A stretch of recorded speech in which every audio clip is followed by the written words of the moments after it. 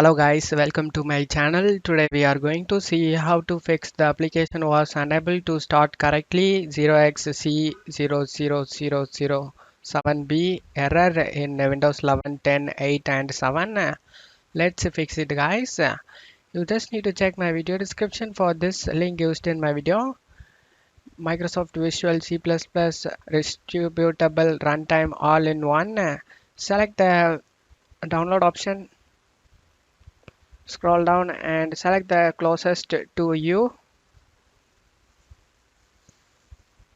and it started downloading.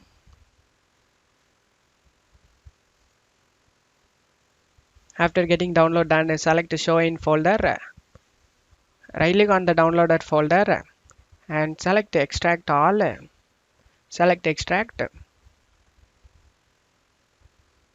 After getting extract done, you just need to right click on the install all bad file and select run as administrator and select yes. This will install the Microsoft Visual C++ all version guys. Wait for it until this installation finish.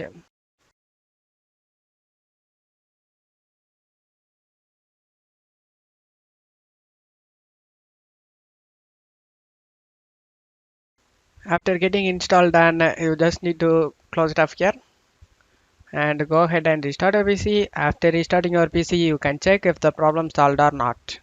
I hope this solution fixed your problem guys. If the video helped you, don't forget to leave a like guys. You can also subscribe me and support me guys. Thank you.